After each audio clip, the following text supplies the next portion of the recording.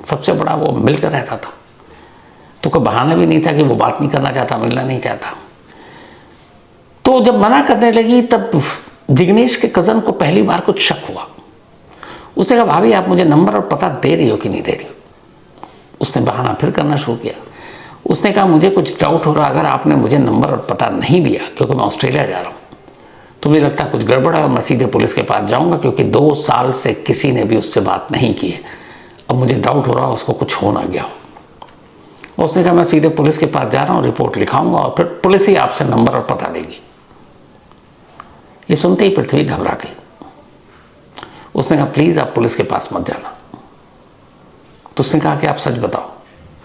उसने कहा, सच ये है कि 2 साल पहले ही मैंने जिग्नेश को मार डाला, अपने दोस्त नीलेश के साथ मिलकर।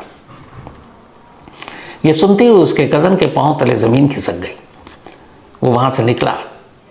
पृथ्वी ने उससे मन्नतें की कि प्लीज़ किसी को बताना मत, पुलिस के पास तो बिल्कुल मत जाना।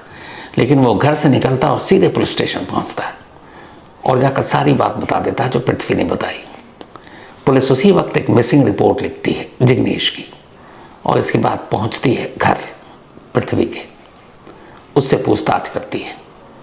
जब वो फ़ोन नंबर, पता, सारी चीज़ें मांगती है, थोड़ी देर के बाद पृथ्वी टूट जाती है और फिर पुलिस से कहती है कि मैंने ये झूठी कहानी बताई, ऑस्ट्रेलिया नहीं है वो, 2 साल से यहीं इसी जामनगर में कब्र में सो रहा है। जैसे ही पुलिस वालों ने सुना, उसके दोस्त का नाम पूछा, बताया नीलेश। पुलिस की एक टीम जाकर नीलेश को उठाती है। फिर इन दोनों को आमने सामने बिठाकर पूछताछ की जाती है। उसके बाद नीलेश उस फैक्ट्री का पता बताता है और फिर ये जो ASP, assistant superintendent of police, और बाकी पुलिस वाले इस मजदूर के साथ ड्रिलिंग मशीन लेकर जो पहुंचे, ये जस्ट कुछ देर बाद की बात है जब पृथ्वी और नीलेश ने यह खुलासा किया। इसके बाद खुदाई हुई और नीलेश ने जो जगह बताई थी, ठीक उसी जगह उस कारखाने के फर्श के नीचे 12 फीट अंदर वो कंकाल मिला। कंकाल के साथ कुछ ऐसे सबूत मिले जिससे पहली नज़र में ही साफ हो गया कि लाश किसी और की नहीं बल्कि जिग्नेश की है। उसकी अंगूठियां और बाकी कुछ चीज़ें। अब DNA के लिए भेज दिया गया है सैंपल लेकर, और ये दोनों पुलिस हिरासत में। लेकिन जामनगर पुलिस खुद हैरान है 2-3 चीज़ों को लेकर।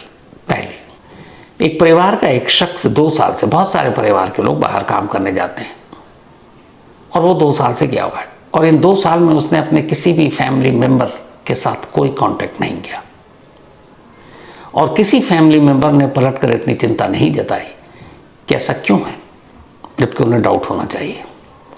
इस दौरान में किसी फैमिली मेंबर ने जब फ़ोन नंबर नहीं दिया तो कम से कम ये हो कि पृथ्वी के मोबाइल के ही डिटेल से पता कर ले, हाँ भाई ऑस्ट्रेलिया का कोई कॉल आया गया, नंबर है नहीं है, ये भी नहीं। और पृथ्वी जो कुछ कहती रही वही लोग उस पर भरोसा करते रहे। 2 साल तक अगर रिश्तेदारों को, अपनों को, किसी को ज़रा सा शक ना हो, इस पर पुलिस हैरान है कि ऐसा कैसे हुआ। और कमाल यह है कि पूरा ख़ानदान, तमाम रिश्तेदार 2 साल से जिसे मान कर चल रहे थे कि ऑस्ट्रेलिया में नौकरी कर रहा है, वो बेचारा उसी जामनगर में एक कारखाने में 12 फीट ज़मीन के अंदर सो रहा था, मुर्दा बनकर। तो 2 साल बाद इस कड़े मुर्दे को बाहर निकाला गया, और अब जिग्नेश की पत्नी और उस पत्नी का प्रेमी, ये दोनों पुलिस की हिरासत में हैं। तो इस तरीके से एक और पत्नी ने अपने प्रेमी के साथ मिलकर अपने पति को निपटा दिया। हालांकि 2 साल पहले 2024 की बात है ये, तो तब भी उस वक्त हमारे देश में ऐसे कई केस सुर्खियों में थे जब पत्नी ने पति या पत्नी ने पति का कत्ल किया। और जाहिर सी बात यह खबर मीडिया और सोशल मीडिया के ज़रिए जामनगर तक भी पहुंची होगी, और अगर जामनगर में पहुंची तो एक शख्स जिसकी पत्नी कह रही है कि 2 साल से वो या बाहर गया हुआ है, और लोग यकीन कर रहे हैं, जबकि उन्हें उसी वक्त शक होना चाहिए। इसलिए मेरी आप तमाम लोगों से भी एक गुजारिश है, अगर आपके किसी जानने वाले आस पड़ोस में अगर लगे कि अचानक कोई नहीं है, गायब है, और किसी से बात नहीं हो रही है, और सामने वाली पत्नी या पति बराबर ये कह रहा है कि वो फलानी जगह है, बात नहीं हो सकती, ये नहीं, तो शक ज़रूर कीजिए। सामने ना आकर ही सही, पीछे से कम से कम पुलिस को इन्फॉर्म कर दीजिए, ताकि पुलिस अपने पावर का इस्तेमाल करते हुए उसकी जांच कर सके और पता कर सके कि सच में वो बाहर है या फिर किसी गुमनाम जगह पर कहीं लेटा हुआ है लाश बनकर। तो अगर हम सब थोड़े थोड़े जागरूक हो जाएं तो ऐसी बहुत सारी चीज़ों का खुलासा वक्त से पहले हो सकता है, और क्या पता कुछ जान भी बच सकती है। तो आज की कहानी में इतनी ही। अब आपसे मुलाकात होगी कल रात 9 बजे किसी नई कहानी के साथ। तब तक अपना और अपनों का ख्याल रखिएगा।